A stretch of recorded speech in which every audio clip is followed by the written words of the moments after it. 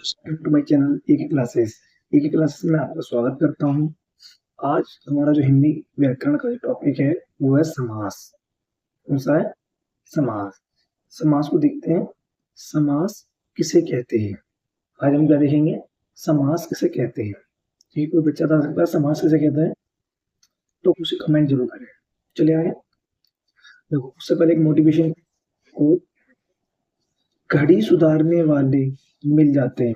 जो आप हाथ में घड़ी पहनते हैं या दीवार में लगाते हैं, वो अगर खराब हो जाती है तो उसे सुधारने वाले मिल जाते हैं, पर थोड़ा समय खुद को ही सुधारना पड़ता है।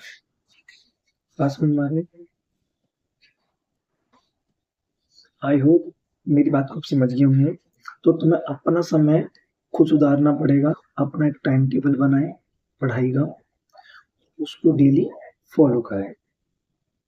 नेक्स्ट, समास की परिभाषा। कि समास क्या है? दो या दो से अधिक से मिलकर बने हुए एक नए एवं सार्थक शब्द को समास कहते हैं। दो या दो से अधिक से मिलकर बने हुए एक नए एवं सार्थक शब्द को क्या कहते हैं? समास। कैसे? रसोई के लिए घर, क्या बन गया? रसोई घर। हाथ के लिए कड़ी, क्या बन गई? हाथ कड़ी। ठीक है, ये समास था। समझ? अब पढ़े समास की परिभाषा देख ली हमने। अब समास के भेद और उनके उदाहरण, इनको देखें। तो देखो, समास के भेद कितने? 6। 1, 2, 3, 4, 5, 6। पहला द्वंद्व समास, दूसरा द्विगु समाज, तीसरा बहुब्री समाज, चौथा कर्मधारय, पांचवा तत्पुरुष, अव्यय समाज। बेटा हम ऐसा पढ़ेंगे कि मरते दम नहीं भूलोगे आप। ठीक है, चलो ये तो मजाक था, हम देखते हैं आगे। ठीक है, कोशिश ये रहेगी मेरी तरफ से कि आप ना भूलें। समाज टॉपिक थोड़ा बड़ा है, इसलिए मैं पहले से लिख के लाया हूँ कि समय आपको कम से कम लगे, वीडियो ज्यादा लंबी ना बने। देखो, समाज समझने से पहले एक चीज आपको समझना जरूरी पड़ेगी कि पूर्व पद, उत्तर पद और कारक ये क्या है। जैसे बेटा हम बोले विद्यालय, तो उसको अलग कैसे करेंगे आप?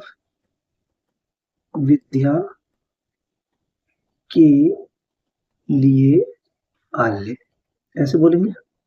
तो ये जो इसका ये वाला पद है, इसको हम कहते हैं पूर्व पद। ठीक है, ये के लिए, ये है आपका कारक। ठीक है, कर्ता कर्म गो वाला कारक। प्रसर्ग, प्रसर्ग भी कहते थे, प्रसर्ग दोनों कहते थे। ठीक है, दोनों नाम है। और ये आल्य है, ये आपका उत्तर पद। कौन सा पद है?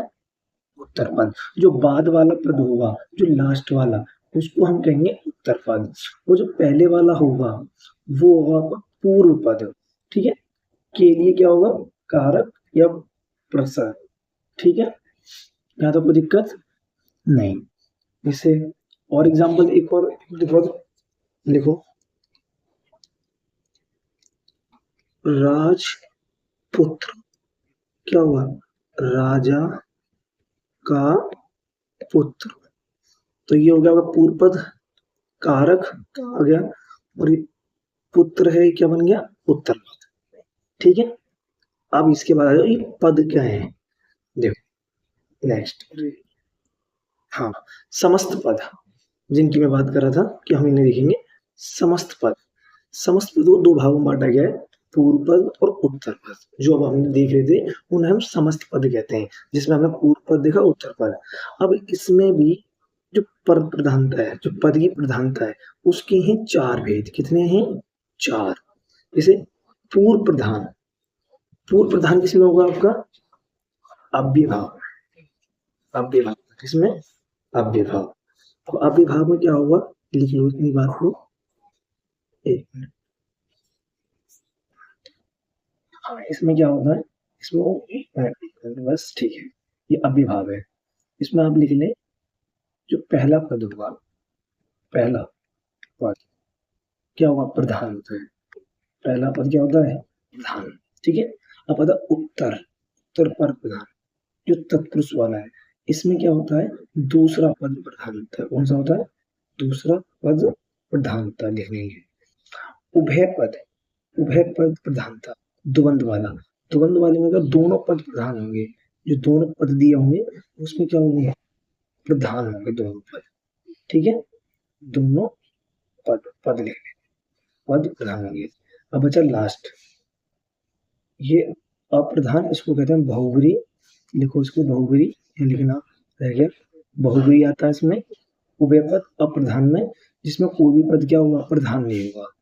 कोई पद प्रधान नहीं होगा।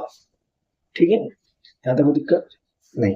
यहाँ तक आप स्क्रीनशॉट ले लें या उतार लें। पहले आप करेंगे वीडियो देख लीजिए, साथ साथ स्क्रीनशॉट ले लीजिए, उसके बाद इसे कॉपी में नोट कर लीजिए। उसके आपके पास फोटो आ जाएगी, उस फोटो में से नोट कर लीजिए। ठीक है, इतना काम आप कर ले करो। अगर स्मार्ट स्टडी करेंगे तो जल्दी काम होगा। ठीक है, पहले आप एक बार वीडियो देखें, फिर दूसरी बार में इसको लिखें, कि जिससे कि आपको 2 बार रिवीजन हो जाएगी, और जो चीज़ समझ में नहीं आएगी फिर आप कमेंट करके पूछ लें, और कम से कम एक बार समझ में आए तो दोबारा से रिपीट करके देख लें वीडियो। कुछ चीज़ें ऐसी होती है जो तुम छूट जाती हैं। ठीक है, ये विद्यालय वाला मैंने बता दिया। अब आता है पहला, पहला है हमारा बहुव्रीहि समाज। तो इसमें कोई पद प्रधान नहीं होता, हमने अभी पढ़ा था पीछे, मैंने बताया बहुव्रीहि में कोई पद क्या होगा, प्रधान नहीं होगा। इसके दोनों पद मिलकर तीसरे का अर्थ की विशेषता बताएंगे। दोनों पद, 2 पद मिलेंगे, दोनों पद मिलकर वो तीसरा अर्थ निकाल लेंगे। कैसा? नीलकंठ, नीला है जिसका कंठ, तीसरा अर्थ क्या निकल गया, शिव। लंबोदर, लंबा है जिसका उदर, कौन, गणेश। ठीक है, ऐसे पानी, पानी क्या होता है बेटा, हाथ, क्या होता है, हाथ। जैसे गदा पानी, गदा पानी किसके हाथ में होता है, हनुमान जी के हाथ में। चक्रवाणी विष्णु जी के, देखा होगा आपने। ऐसे ही नीचे लिखा हुआ है, एक मिनट उसे ऊपर कर देता हूँ, देखो। शूलपाणी शिव के हाथ में। ठीक है, वीणा, वीणा में किसके हाथ में दिखा है, माँ सरस्वती के हाथ में। क्या हाथ में, माँ सरस्वती। ठीक है, अनंत मतलब क्या होता है, मुख, क्या होता है, मुख। जैसे दशानंद, 10 किसके थे सर, रावण के। गजानंद, गणेश। ठीक है, तो ये आप एग्जाम्पल है, इनके उदाहरण है। तीसरा है अंबर, अंबर बेटा, अंबर आकाश वाला नहीं है, यहाँ पे आकाश वाला अंबर नहीं है। ये अंबर का मतलब है वस्त्र, क्या है, वस्त्र। जैसे पीतांबर, किसके, कृष्ण, विष्णु और कृष्ण। श्वेतांबर जो जैन धर्म की शाखाएं संबंधित है। ऐसी दिगंबर, दिगंबर किससे संबंधित है, शिव से, और जैन धर्म की शाखाएं भी आती है इसमें। ठीक है, चलिए आगे नेक्स्ट। अगला है अव्यय भाव समास। बेटा अव्यय भाव में मैंने क्या बताया था वहां पे, कि जिसका पहला पद क्या होगा, प्रधान, पूर्व प्रधान भी कहते हैं। पूर्व पद कह लो या पहला पद कह लो, ये बात दोनों एक है।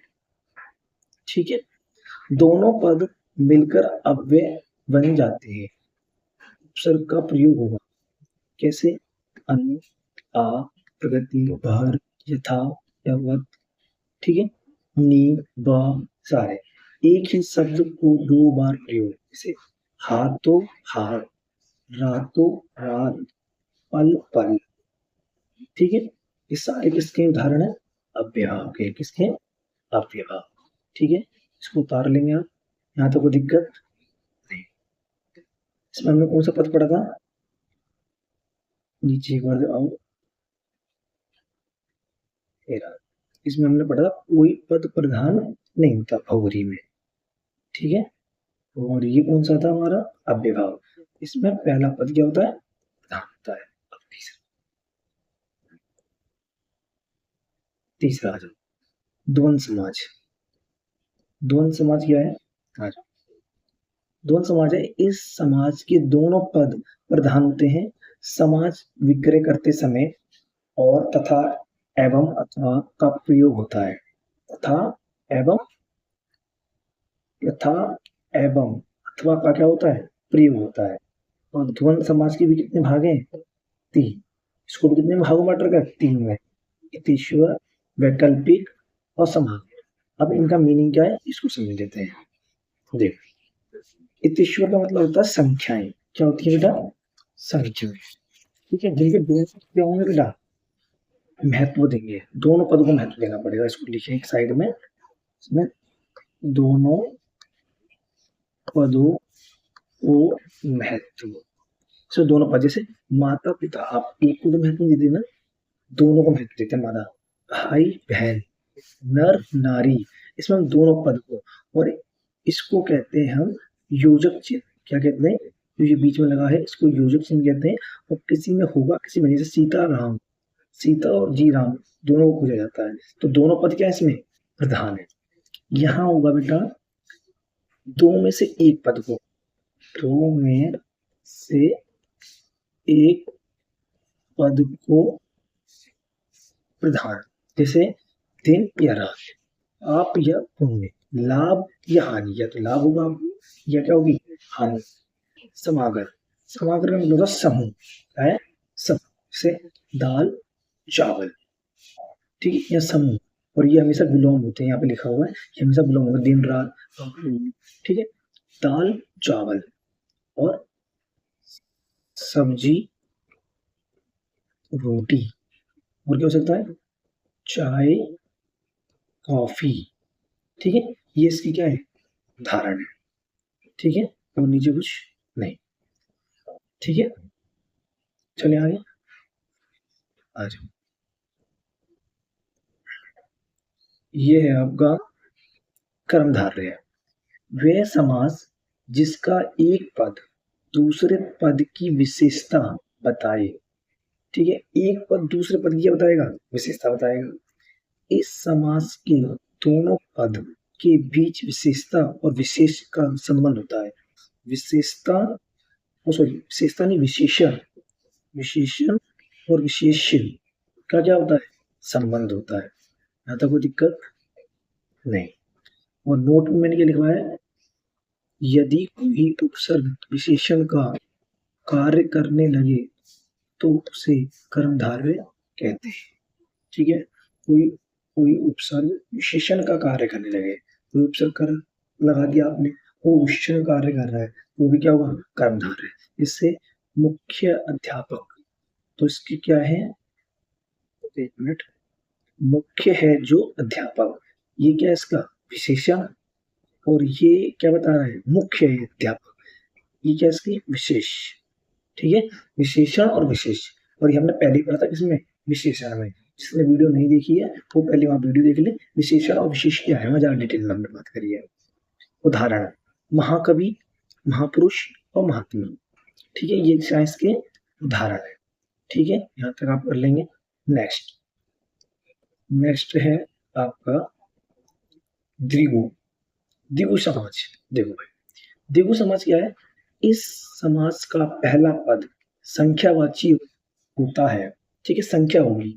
अध्याय में समूह और समाहार, संख्या प्लस संज्ञा वो होगा द्विगु, जिसमें संख्या और संज्ञा होगी, और उसमें संख्या प्लस संख्या होगी, वो क्या होगा? द्वंद्व। संख्या प्लस संख्या, जैसे 140, तो 140 ये क्या है? अब आता है नवग्रह, इसमें भी तो वो नाम आ रहा है, संख्या उसमें भी आ रही है। नवग्रह, नवग्रह का मतलब है नौ ग्रह का समूह, तो क्या है? द्विगु। क्यों? ये संख्या, ये संख्या है, और ये क्या है? संज्ञा। यहाँ थोड़ा गलती हो गई है, नौ मतलब क्या? संख्या होगा, संख्या। ये क्या है? संख्या। ये क्या? संज्ञा। और ये क्या? समूह। ये क्या हो गया? त्रियु। अठन्नी, 8 आनों का समूह, ठीक है। अब कुछ हो सकता, अठन्नी क्या होती है? तो बेटा आने और आने क्या है? 1 रुपये में 16 आना हुआ करते थे पहले टाइम में, और 8 आने में 50 पैसे, और 4 आने में 25 पैसे। जब तुम्हारी दादी वादी के जमाने में या नानी आने से पूछोगे, उनके टाइम में आना चला करते थे, अगर वो 4 आने अगर आपको दे रही है तो 25 पैसे दे रही है, 8 आने दे रही है तो 50 पैसे, और 1 रुपये में 16 आने हुआ करते थे, ठीक है। यहाँ तक कोई दिक्कत नहीं होगी, आई होप।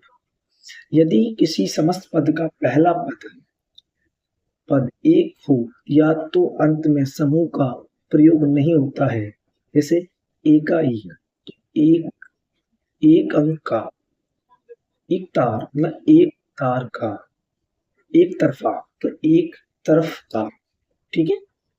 यदि किसी समस्त पद का पहला पद क्या होता है, ये वाला हो तो अध्याय में समूह का प्रयोग नहीं होता, समूह प्रयोग नहीं होगा। ये लास्ट है, नहीं हाँ छठा लास्ट है, ठीक है। इसको मैंने बाई फोटो ले लिया, लिखा नहीं था कुछ ज्यादा बड़ा था। तत्पुरुष समास, तत्पुरुष समास, इस उत्तर पद प्रसगर हमने कारक पढ़े थे, बताया था मैंने आपको। इनको भी दो भागों में बताया गया है, सामान्यीकरण और व्यधिकरण। इसके 6 भेद हैं और इन भेदों को पढ़ेंगे। इसके 2 भेद हैं, कर्मधारय दीर्घ, ठीक है। इसमें हम बात करें व्यधिकरण के भेदों की, वो 6 हैं, जिसमें से 2 भेद आपके नहीं होते। कारक मैंने अभी पढ़ाई नहीं है आपको, जब कारक पढ़ाएंगे तो हम उसमें बेटा 8 भेद होते हैं, कर्ता, कर्म, करण, संप्रदान, अप्रदान, संपन्न, अधिकरण और संबोधन। लेकिन इसमें 2 चीज यूज नहीं होगी, कर्ता और संबोधन। इसका ना यूज होने का रीजन ये है कि इन दोनों की विभक्ति जो है वो सेम है, इसलिए ये यूज नहीं होंगी। अब जैसे कर्म, कर्म की विभक्ति है को, तो गगन चुमी, तो गगन को चुमने वाला। करण से, के द्वारा, तुलसी कृत, ऐसे संप्रदाय के लिए, विभक्ति क्या है, के लिए। जैसे देशभक्ति, तो देश के लिए भक्ति, तो ये लिखा हुआ पेंसिल में, थोड़ा गौर से देखेंगे दिख जाएगा। अप्रदान से, देश निकाला, देश से निकाला, इसमें कौन सी स्थिति पैदा हो रही है, अलगाव की, मतलब देश से निकाला, ठीक है। संबंध, का के की से, राजा ज्ञा, राजा की आज्ञा, ठीक है। जैसे घुड़सवार, अधिकरण में या पर, घोड़े पर सवार, उसमें विभक्ति कौन सी होगी, पर, तो घोड़े पर सवार, ठीक है। लास्ट है बेटा, ये संस्कृत का, संस्कृत में 3 और होते हैं, लेकिन हमें इसमें एक ही पढ़ना है, नगण्य तत्पुरुष, ठीक है। नगण्य मतलब होता है नकारात्मक, इसमें स्टार्टिंग किससे हो रही हो, नकारात्मक से। वे समाज जिसका पहला पद नकारात्मक सूचना दे, ना और आ भी जोड़ लेना, आ, ना, ना, अन, गैर, आ, ठीक है। जैसे उदाहरण के लिए अधर्म, अन्याय, से आ से ही आपको पता चल रही है ये क्या दे रहा है, नकारात्मक संदेश दे रहा है, ठीक है। तो यहीं पे आपका ये चैप्टर होता है एंड समास का। इसके आप नोट्स अपने कॉपी में बना लेंगे अच्छी तरह से, स्क्रीनशॉट लेके या वीडियो को देख के। जो चीज़ समझ में नहीं आई है एक बार दोबारा देख लेना, नहीं तो आप मुझे कमेंट कर देना, मैं अगले बता दूंगा, ठीक है। और वीडियो अच्छी लगी हो तो वीडियो को क्या करेंगे, लाइक करेंगे, कमेंट, शेयर और सब्सक्राइब करना ना भूलें, जिससे कि आपके पास नोटिफिकेशन हो सके, ठीक है। फिर मिलते हैं नेक्स्ट वीडियो में। Thanks for watching.